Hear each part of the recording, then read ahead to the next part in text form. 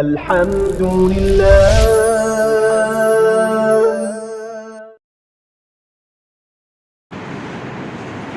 الحمد لله رب العالمين والصلاة والسلام على رسوله الكريم.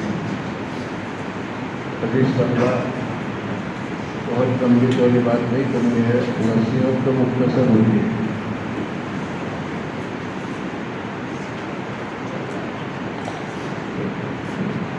نصیحت کیا ہوتی ہے؟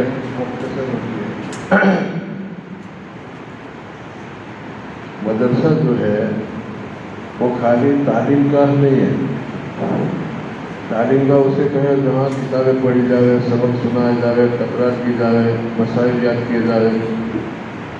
تو مدرسہ خالی تعلیم گاہ نہیں، تعلیم گاہ کے ساتھ تربیت گاہ بھی ہے.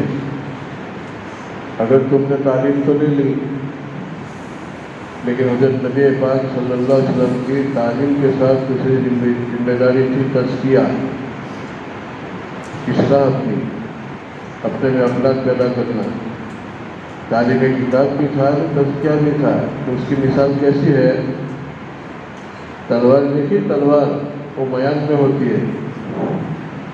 اب کوئی آدمی تلوار کی بجائے خالی میان میں کے میدان میں گیا تو ایک آدمی کے پاس تلوار ہے اور میان میں ہے، لیکن تلوار نکال کے رکھ دی اور تلوار کے جو چمڑے کی میان ہے وہ لے کے جہاد میں نکل گیا یا میدان میں کود پڑا. تو کوئی میان کام قائم آئے گی؟ کچھ کام نہیں آئے گی. تو ہم نے تعلیم کا ہمیں علم تو لیا، قرآن کا، حدیث کا، فقہ کا، مسائل کا، لیکن نبی پاک صلی اللہ علیہ وسلم کو کردار دیا، فضائل دیے، اخلاق دیے، اس کی طرف دھیان نہیں دیا. تو ہماری مثال ایسے کہ مدرسے میں آئے، تلوار پھینک دی، میان لے کے گئے گھر، وہ کیا کام دے. تو مدرسہ خالی تعلیم گاہ نہیں ہے، تربیت گاہ بھی ہے. دوسری بات یہ ہے کہ حدیث میں یہ آتا ہے کہ تواضع جو ہے اپنے آپ کو ہر چیز میں جھکانا، یہ آدمی کو اونچائی پر لے جاتا ہے. یہ الفضائل ہے. الفضائل کا مطلب یہ ہے کہ جیسے ہم کھیتی کرتے ہیں تو زمین چاہیے. اب زمین کے اندر کوئی بھی بو کے تو اگے گا، پھل بھی، پھول بھی، کپاس بھی، باجرہ بھی. تو آدمی اپنے اندر جھکاؤ پیدا کر لے، تواضع پیدا کر لے، تو ہم سبحانہ و تعالیٰ اس کی برکت سے اچھے اخلاق اگائیں گے. نبی پاک صلی اللہ علیہ وسلم کے اندر سب سے زیادہ یہ وصف غالب تھا. آپ نے 15ویں پارے میں پڑھا کہ سبحان الذی اسریٰ بعبدہ، یوں نہیں کہا کہ سبحان الذی اسریٰ بمحمد اسریٰ برسول، یوں نہیں کہا. اپنے بندے کو اللہ تعالیٰ معراج میں لے گئے راتوں رات. یعنی بندہ اس نے کہا کہ آپ صلی اللہ علیہ وسلم کو اونچائی پر جانے میں سب سے زیادہ جس صفت کو دخل تھا وہ برتری تھی، تواضع تھا، جھکاؤ تھا. اس کی وجہ سے آگے آتا ہے بندہ. تو یہ الفضائل، تواضع کیا ہے؟ الفضائل ہے. اپنے اندر جتنے بھی اونچے اخلاق اس سے پیدا ہوتے ہیں.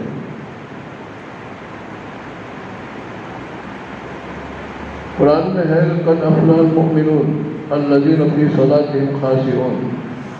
ہم 5 دفعہ جو نماز پڑھتے ہیں وہ نماز جس طرح سے پڑھنی چاہیے اس طرح سے پڑھے. تو تواضع پیدا کرنے کے لیے سب سے مؤثر کوئی چیز ہے جو اپنے نماز کو بناؤ. دیکھو نماز میں داخلہ کب ہوتا ہے؟ ہاتھ اٹھا کر کیوں کہتے ہیں کہ اللہ اکبر، سب سے پہلے اللہ کی بڑائی، اللہ سب سے بڑا. اگر کوئی دوسرا جملہ بول کے پڑھے تو اس کی نماز نہیں ہوگی.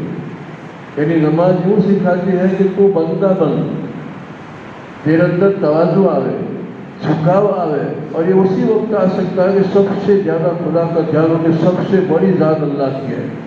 بغیر ستون کے آسمان بنایا، چاند بنایا، سورج بنایا، جنت بنائی، جہنم بنایا، اور سب سے بڑی بات کہ ہم کو ایک نطفے سے بنایا. اب اتنی بڑی اللہ کی ذات کا بڑائی کا تصور آئے گا، کہ جیسے دربار کے اندر بڑے بڑے وزراء ہیں، کوئی ریلوے پردھان ہے، کوئی نارا پردھان ہے، کوئی شکشک پردھان ہے، اور ہر ایک سمجھتا ہے کہ میں یہ لیکن اچانک بادشاہ چلو افروز ہو گئے تخت پر، تو بادشاہ کی بڑائی کے سامنے وہ اپنے آپ کو پبلک سمجھنے لگتے ہیں، کیونکہ اب سامنے بادشاہ ہے۔ تو بادشاہ کے دھیان کی وجہ سے، حضوری کی وجہ سے بڑے بڑے عہدے دار بھی سمجھتے کہ ہم کچھ نہیں ہیں۔ جب ہم اللہ کے بندے ہیں اور اللہ بہت بڑی عظمت کا، کبریائی کا اس کا مالک ہے، تو نماز صحیح معنوں میں نماز ہو تو اللہ کی بڑائی آتی جائے گی، اور اللہ کی بڑائی جس طرح سے آتی جائے گی اپنے اندر اللہ کی بڑائی کے سامنے تواضع آتی جائے گی۔ اس کے بعد اللہ کی مخلوق کی خدمت کرنے میں آپ کو ذرا بھی شرم نہیں لگے گی۔ یہاں سے فارغ ہونے کے بعد آپ اللہ کی مخلوق کی ہر لاکھ کی خدمت کرو گے۔ دیکھیں ایک واقعہ یاد آیا، دیوبند کے مدرسے میں سب سے پہلے مفتی عزیز الرحمان تھے، یہ بڑے مفتی تھے، مفتی شفیع صاحب علی رحمت سے بھی بڑے مفتی تھے، حضرت قاری طیب صاحب رحمۃ اللہ علیہ جو ان سے پڑھے کتنے بڑے مفتی تھے۔ تو ان کے بابت سوال یہ آتا ہے کہ جب وہ اپنے گھر سے اصل کی بات نکلتے تھے تو اپنے محلے میں جتنی بڑی بڑی عمر کی عورتیں ہوتی ان کو جا کے وہ کہتے کہ بڑی بھی میں جا رہا ہوں، میں مارکیٹ کے پاس سے جاؤں گا، سبزی مارکیٹ کے پاس سے جاؤں گا، کچھ منگوانا ہے۔ تو کوئی عورت جو کہتی کہ حضرت میرے دھنیا لے کے آنا، کوئی کہتی کہ میرے ٹماٹر لے کے آنا، کوئی یوں کہتی کہ میرے آلو لے کے آنا، کوئی یوں کہے کہ میرے پیاز لے کے، سب کو لکھے ہے، اور جب مارکیٹ سے آئے تو سب کے نام کے مطابق لکھے اور ایک بڑا رومال لے جا رہے، اور مان لو کہ ٹماٹر یوں کر کے کلو لگا کہ پھلا کیے، یہ پھلا کے کبھی کبھی بھی اتنا وزن کے ہاتھ بدل کے آئے، اور پھر ہر ایک کے گھر جا کے وہ کہا کہ لو بھائی یہ ہو بھائی تمہاری دھنیا۔ کبھی کبھی کوئی عورت جو کہہ رہی کہ حضرت معاف کرنا، میں نے تو دھنیا نہیں منگوائی، میں نے بیج منگوائی تھی، تو ایسا ہوا پھر وہ بدل کے آئے۔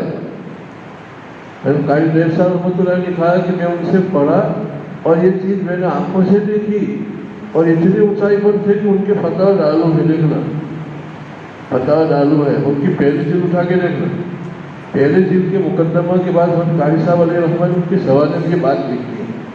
پھر دوسری بات جو لکھی ہے کہ بارش کے موسم میں وہاں کی چھتیں بہت سو کی دبکے، تو عورتیں آ کے وہ کہا ہے کہ حضرت کل بارش ہوئی تو میرا پورا گھر رات بھر دبکتا رہا، تو وہ ایسا ہوا، چل ایسا کر تو مٹی جمع کر، میں آتا ہوں۔ پھر وہ آ کے وہ کہا کہ حضرت مٹی سے میں نے جمع کر دی، تو لنگی پہن کے آئے، کرتا نکال کے آئے، اور چھت کے اوپر چڑھے، کڑھائی کے اندر مٹی لے کر اور پانی ڈال کے گارا بنا کے اپنے ہاتھ سے یوں کرے، کتنے اونچائی پر تھے وہ۔ لیکن دیکھو اللہ تعالیٰ نے پھر ان کو اتنی مقبولیت دی کہ حضرت قاری طیب صاحب علیہ رحمٰن نے لکھا ہے کہ ان کے داماد کو سرکاری نوکری چاہیے تھی، سرکاری نوکری۔ اب سرکاری نوکری چاہیے تو سفارش چاہیے، اب حضرت ایسے خوشا نصیب تھے کہ کوئی جانے ہی نہیں کہ کون ہو، تو کلکٹر صاحب کے پاس ہو گیا انٹرویو کے لیے، اس وقت تو ان کے پاس جانا پڑتا ان کے داماد، تو فیل ہو گیا، ناپاس ہو گیا انٹرویو۔ تو حضرت نے کہا کہ آپ نے میرا نام نہیں دیا کہ مفتی عزیز الرحمان کا میں داماد ہوں، انہوں نے مجھ کو بھیجا ہے کہ نہیں، کہ اب پھر سے جاؤ۔ تو یہ سمجھ رہا ہے کہ اب تو جو ہونا تھا ہو گیا، کہ اب کیا، اب وہاں جا کے یوں کہا کہ کل میں نے انٹرویو لیا، مجھے فیل کیا، لیکن میں تو مفتی عزیز الرحمان صاحب کا داماد ہوں، انہوں نے مجھے کہا کہ میرا نام لے۔ اب کلکٹر تو ان کو سمجھے بھی نا کہ کون، لیکن ان کے نام کا اتنا اثر پڑا کہ ان کو پاس کر دیا۔ پھر ایسا رواج ہو گیا کہ کسی کو بھی سرکاری نوکری چاہے تو وہ صاحب پہچانتے ہو کہ نہ پہچانتے ہو، اللہ تعالیٰ نے ان کو مقام دے دیا کہ وہ یوں کہ میرا نام لینا تو ان کو نوکری مل جاتی۔ قاری صاحب علیہ رحمٰن نے لکھا ہے کیونکہ انہوں نے اللہ کی مخلوق کے اپنے کو مٹا کے خدمت کی، تو اللہ میاں کو حیرت آتی ہے، ادھر ایک کمزور بندہ ہو کہ میری مخلوق کی خدمت کرتا ہے، تب ان کی زبان میں تاثیر کر دوں تو وہ کسی کو کہے نہ ہو جائے، کسی کو کہے نہ۔ ہر صفت کے اثرات ہوتے ہیں، ہر صفت کے کیا ہے لمبے لمبے اثرات ہوتے ہیں۔ یہ مفتی سعود ہے، مفتی عزیز الرحمان، جن کے فتاوی دارالعلوم بھی ہے، اپنے کتب خانے میں بھی ہے۔ صبح میں تو اس کو پڑھ رہا تھا اور یہ واقعہ میرے دماغ سے گزرا تھا، آپ کو میں نے دے دیا۔ دیکھو جب تواضع آئے گی تو فارسی میں کہوت ہے، ہر کجا نشیبس آپ آزار رہو، جہاں گھڑا ہوتا ہے نا، گھڑا کھاجرا، تو پانی کا ریلا وہاں جائے، اونچائی پر نہیں جائے. کوئی آدمی پانی چھوڑے کتنی بڑی نعمت, یہ اونچائی ہوگی تو وہاں کو لے گا, اور جہاں جھکا ہوگا وہاں جائے گا. رومی علیہ الرحمٰن نے کہا ہر کجا نشے بس آپ آ جا رہا ہو, جہاں جھکا ہوگا وہاں کیا ہے پانی جائے گا. افراد گنبد پر کوئی رکھے تو, یہ مسجد کا جو گنبد ہے اس کے اوپر کوئی افراد رکھے تو اس میں اس میں ایسا گہرائی ہے ہی نہیں, ڈھلان ہے ہی نہیں, تو یوں رکھتے کہ روح کے نیچے چلائے گا. اگر اپنے دماغ میں تواضع نہیں, جھکاؤ نہیں, اس کا تعلق دماغ سے ہے تو کمال آئے گا نہیں. قرآن کے, حدیث کے, پیغمبر کے اخلاق کے جتنے ازقبیل کمالات چیزیں ہیں وہ وہاں آتے ہیں جہاں تواضع ہوتا ہے. آپ علیہ السلام کے کمالات تو دیکھو, افضل الکمالات, خاتم الکمالات, اور سب سے زیادہ صفت تواضع کی تھی. ہر کجا حاجت اس, ہر کجا حاجت اس مدد آزا رول. جہاں ضرورت ہوتی ہے مدد کہاں جا رہے, ضرورت مند کے پاس جا رہے. ایک آدمی کو مدد کرنی ہے تو ڈھونڈتا ہے کہ کوئی ضرورت مند ہے, کسی کے کپڑے نہ ہو تو کپڑے دلا دوں, جوتے نہ ہو تو جوتے دلا دوں, یا کوئی اور چیز نہ ہو تو ان کی کتاب دلا دوں. تو جہاں ضرورت ہوتی ہے وہاں مدد جاتی ہے, جہاں نصیب ہوتا ہے وہاں کیا جاتا ہے پانی. ہر کجا سوال جواب آجا رہے, کہ جہاں سوال ہوتا ہے وہاں جواب جا رہے. سوال یہ کرے میں ان کو جواب دوں, جہاں سوال ہوگا وہاں. یہ فطری قاعدہ ہے. فطری قاعدہ کا مطلب اللہ کا بنایا ہوا قیامت تک چلنے والا قاعدہ, یہ فطریات میں سے ہے. تو یہ فطری چیز ہے کہ دماغ میں, قلب میں جتنا تواضع ہوگا اس درجہ آپ سبحانہ و تعالیٰ کی طرف سے کیا ہے کمالات آنے شروع ہو جائیں گے. تو نماز جاندار پڑھو.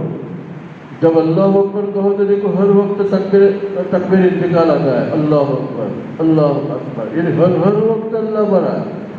اس لیے قرآن میں ہے کہ عقیمی الصلاۃ لذکری, نماز پڑھو تو میرے دھیان کے ساتھ پڑھو تو بڑا آئے گی. نماز اس بنا پر ہے کہ بندہ بنے. نماز اس بنا پر ہے کہ حق سبحانہ و تعالیٰ کی کبریائی آ رہی. اس لیے آدمی پہلے تقریب تحریمہ باندھتا ہے, سورہ فاتحہ پڑھتا ہے, سورہ فاتحہ میں اللہ کی تعریف کرتا ہے, پھر ہدایت کی مانگ کرتا ہے, اور پھر ہم سبحانہ و تعالیٰ جب میں سورت کی توفیق دیتا ہے تو ہدایت مل گئی, کیونکہ قرآن ہدایت ہے. تو ہدایت سورہ فاتحہ کے بعد جب میں سورت کی توفیق ملی گیا, ہدایت مل گئی. تو جیسے کوئی فقیر مانگنے آوے اور وہ صدق آوے اور تم ان کے پیالے میں 10 روپے ڈال دو تو پھر وہ جھک کے آپ کو سلام دے گا. اس لیے جب ان کو ہدایت مل گئی تو شکریہ میں رکوع میں چلے گئے, اور رکوع میں جا کے وہ کہتے سبحان رب العظیم, سبحان رب العظیم, یعنی اب عظمت آئی کہ دیکھو اللہ کیسے ہے. سورہ فاتحہ میں میں نے ہدایت مانگی اہدنا الصراط المستقیم, اور مجھے اتنی عمر دی کہ میں نے جب میں سورت کی قرآن ہدایت ہے پوری, جب میں سورت میں ہدایت مل گئی تب ایک دم رکوع میں جا کے اللہ کو اس طرح سے جھکتا ہے نہیں کہنا تو عظمت والا ہے, عظمت والا ہے, اور میں تو تیری فرما برداری کروں گا, یعنی سجدے میں چلا گیا. اب فرما برداری ایک نہیں ہوتی, کئی چیزوں کی فرما برداری ہوتی ہے. اس نے 2 سجدے کر کے اشارہ کیا کہ اللہ تیرا ایک حکم نہیں کئی حکم مانوں گا. آدمی کسی کا حکم اسی وقت مانتا ہے جب اس میں تواضع ہو, اس میں ابدیت ہو. تعجب ہو تو حکم نہیں مانے گا. اس لیے ناک پیشانی رگڑ کے کہتا ہے کہ میں تو کچھ نہیں اللہ, سر سے پیر تک کرتا ہوں, اب تو جو کہے وہ میں کروں گا. سبحان رب الاعلیٰ, پاک ہے وہ اللہ جو ہم اس میں کوئی عیب نہیں. اور اعلیٰ مانے تیری وجہ سے دنیا کا وجود ہے, تو نہ ہو تو میں بھی نہیں, دنیا بھی نہیں. اب ایک رکعت میں اتنی جاندار چیز ملے, 4 رکعت پڑھے, 5 وقت نماز پڑھے, سنتوں کے ساتھ پڑھے, ایک دن میں آدمی کیا کھو جا رہے, اس میں تواضع آ رہے. اٹھک بیٹھک نہ ہو, تو فوجی بھی پریڈ تو کرتا ہے, سرحد کے اوپر فوجی بھی کر دیتا ہے کہ ہم سے زیادہ کرتا ہے, لیکن اس سے کچھ بھی حاصل نہیں ہوگا. اس لیے اللہ نے یہ فرمایا کہ قد افلح المؤمنون الذین فی صلاتہم خاشعون, ان لوگوں کا کام بن گیا جو نماز سے تواضع پیدا کرتے ہیں, جو نماز سے خشوع پیدا کرتے ہیں. تو پہلی بات ہے کہ باندھ لو. دوسری بات پہلے اپنے یہاں ایک کتاب پڑھائی جائی تھی فارسی, پنامہ, ابھی بھی پڑھاتے ہوں. پنامہ, پن مانے نصیحت. فرید الدین عطار رحمۃ اللہ علیہ علامہ رومی کے بھی استاد, اور علامہ رومی جانتے ہو کون, مثنوی کے مصنف. مثنوی اتنی بڑی کتاب ہے. حضرت شاہ صاحب علیہ رحمٰ کا تبصرہ ہے کہ میں کوئی کہے تو فتح القدیر 1 ہفتے میں لکھ سکتا ہوں, ہدایت کی شرح لیکن مثنوی کی طرف پر ایک پیج بھی نہیں لکھ سکتا ہوں، الویری کتاب یا رومی کی ہے، ان کے بھی استاد فرید نہیں رکھتا. یہ پنامہ چھوٹی سی ہے، آپ اپنے پیسوں کی ترجمہ والی لاؤ، اردو ترجمہ والی لاؤ، اور اس کے اندر الگ نصیحتیں کی استاد نے. توازو پر توازو، بلند وقت کیا، کتنی عمدہ بات. جس کا نصیبہ ہوتا ہے، نیک نصیبہ، اس کو اللہ توازو دیتا ہے.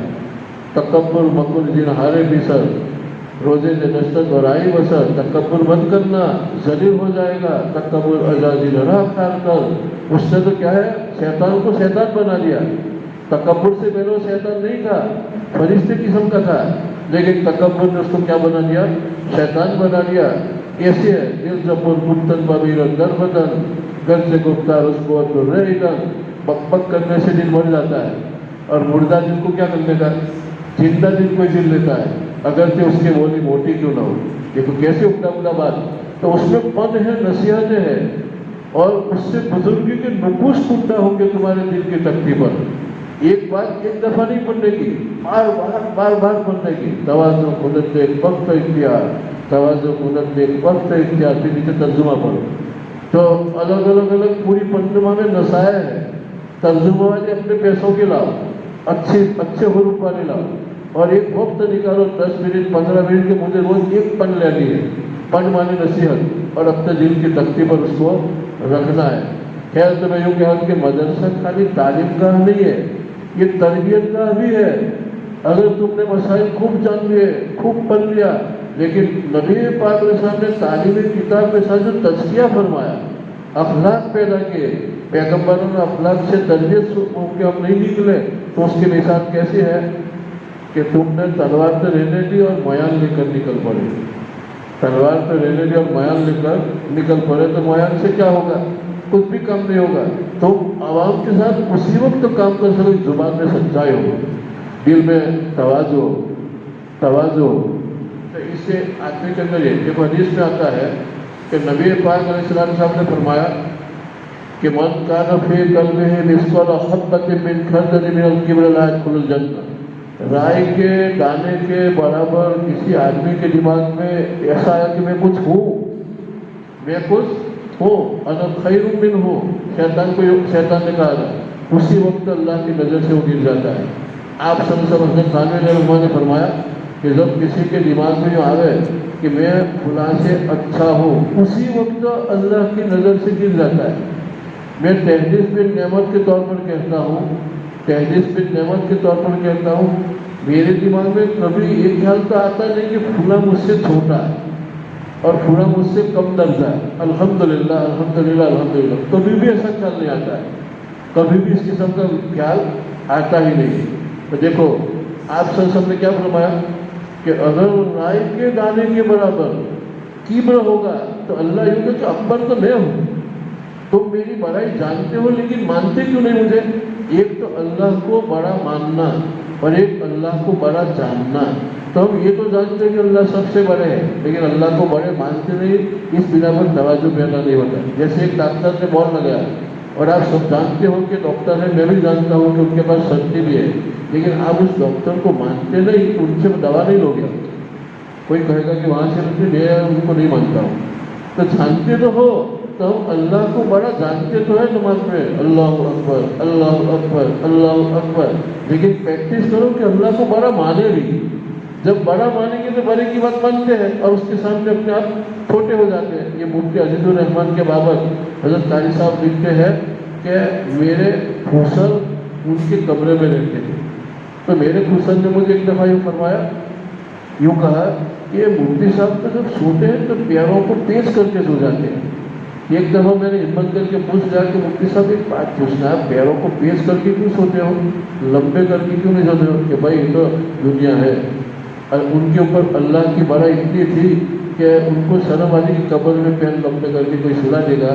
یہاں تو مجھے اللہ کی شرم آتی. حال تھا ایسا نہیں کہ وہ اس طرح سے سوئے، اب سنت کے مطابق سوئے، لیکن میں سمجھا ہی میں ہوں کہ ان پر کتنا غلبہ تھا توازو کا. تو اللہ نے کتنا علم دیا. شیخ سعدی نے فرمایا محمد شاہ کے پر میوہ سربر زمین، جس ٹہنی پر میوہ ہوتا ہے، پھل ہوتا ہے، وہ زمین پر پڑی ہوئی ہوتی ہے. اور جس کے اوپر کچھ میوہ نہیں وہ آسمانوں سے باتیں کرتی ہے. دیکھو نیلگیری کوئی پھل نہیں تو کہاں باتیں کرتی ہے. جس آدمی میں جتنا کمل آتا جائے گا جھکاؤ آتا جائے گا, اس کے اندر سادگی آتی جائے گی. اور جس در میں کمل کم ہوتا جائے گا اس طرح تو الرجائی کبر ہے. اور الفضائل یعنی فضائل کی ماں, اخلاق کی ماں. جیسے ماں سے بچے پیدا ہوتے ہیں, اونچے اونچے اونچے اخلاق پیدا ہوں گے. اللہ کی بڑائی کو سامنے رکھ کے اپنے آپ کو فنا کر دو, اپنے آپ کو احساس کمتری نہ ہو, احساس برتری کے ساتھ, احساس برتری کے ساتھ کہ اللہ نے مجھ میں ہر لائن کے اندر بننے کی صلاحیت رکھی ہے. اللہ ہے مجھے, میرے بنانے والے میں اللہ, میرے بنانے میں اللہ کا ہاتھ ہے. اللہ نے مجھ کو بنایا ہے تو مجھے ایسا نہیں بنایا, بہت کچھ صلاحیت اندر بننے کی میرے اندر صلاح رکھی ہے. یہ احساس برتری تو ہو. تواضع بغیر ذلت کے تواضع, تواضع میں ایسا نہیں کہ آدمی ذلیل ہو جائے. تواضع کے اندر خوبصورتی کے ساتھ, وقار کے ساتھ تواضع ہو کہ اب یوں سمجھے کہ سب من اللہ ہے, من فضل اللہ ہے. تو دوسری حدیث میں آتا ہے, یوں کہہ کے بات پوری کروں, نبی پاک سے سب نے فرمایا ابو ذر غفاری رضی اللہ تعالیٰ عنہ کو کہ جو کلمہ پڑھے گا جنت میں جائے گا. ابو ذر نے کہا کہ وہی جنا وہی سرقہ, اگر وہ چوری کرے زنا کرے تو بھی 3 دفعہ وہی جنا وہی سرقہ, وہی جنا وہی سرقہ, وہی جنا وہی سرقہ اللہ رقم انشا بزر. چاہے ابو ذر کو یہ بات میری پسند نہ آئے تو بھی وہ جنت میں جائے گا. یہ دیکھو پہاڑ جتنے پاک, شراب پینا, زنا کرنا, چوری کرنا, نے کہا کہ جنت میں جاوے. اور وہاں رائے کے دانے بھی جتنا اگر پھل ہو گیا بڑائی کا, کہا کہ جنت میں نہ جاوے. یہاں حضرت شیخ فقیر رحمانی کتاب جو الامراض, اس میں یوں لکھا ہے کہ کبر یہ دماغی گناہ ہے. اور دماغی گناہ کے اندر آدمی کو یہ توفیق نہیں ہوتی کہ اللہ کو یوں کہا کہ میں گنہگار ہوں, اسی پر رہتا ہے. اس نے چھوڑا ہو تو بھی اللہ معاف نہیں کرتا ہے.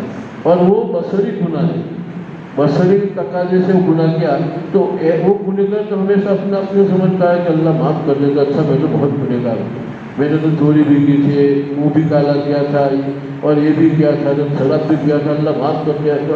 تو اس گناہ کے اندر تو آدمی ہر وقت یہ سمجھتا ہے کہ اللہ معاف کر دے, معاف کرنے کا خیال آتا ہے, معافی مانگتے ہیں کرتے پھرتے, اور وہاں معافی کا سوال رہتا نہیں. حاجی امداد اللہ علیہ رحمٰن ایک جگہ پر لکھا ہے کہ شرابی کبابی کی صحبت سے اتنا نقصان نہیں پہنچتا ہے جتنا شریعت کا پابند گھمنڈی سے نقصان پہنچتا ہے. کیونکہ طاعت کا مقصد تو کیا ہے, فرما برداری کا مقصد ابدیت آئے, جھکاؤ آئے, بندگی آئے. اس کے بجائے نماز پڑھ کے گھمنڈ آئے کہ میں تو نمازی ہوں, اور وہ گناہ کر کے وہ سمجھتا ہے کہ اللہ معاف کرے, میں تو بہت گنہگار ہوں. تو وہ گناہ کے اندر عبادت کا مقصد آیا, اور عبادت کے اندر کیا شیطنت آئی. حاجی امداد اللہ علیہ رحمٰن نے کہا کہ گھمنڈی پابند سرا ہے, نماز پڑھتا ہے, روزہ رکھتا ہے, حج بھی کرتا ہے, عمرہ بھی کرتا ہے, لیکن دماغی گناہ ہے. تو ان کی صحبت سے جتنا نقصان ہوتا ہے اتنا نقصان شرابی کبابی کے صحبت سے نقصان نہیں ہوگا. یہ نہیں کہ شرابی کبابی کی صحبت میں رہے, یعنی تقابل کیا کہ ان سے جتنا نقصان ہے اتنا نقصان ہوتا ہے. خیر اللہ تعالیٰ ان باتوں پر ہم سب کو عمل کرنے کی توفیق عطا فرمائے. دیکھو مدرسے نے تعلیم کے ساتھ تربیت کا نظام بنایا. ہر بدھ کو مختصر کوئی نہ کوئی آپ کے سامنے بات کرے گا, تو وہ خالی رسم نہ بیٹھے, اس نیت سے بیٹھے کہ یہ جو ہمارے استاد ہمارے سامنے بات کریں گے اس کو ہم لیں گے. اور نبی پاک صاحب کے 4 ذمہ داریوں میں ایک تعلیمی کتاب کے ساتھ تزکیہ تھا, اخلاق بنانا, وہ ہم اپنے کو بنائیں گے اور اللہ سے مدد مانگیں گے. واخر دعوانا الحمد للہ.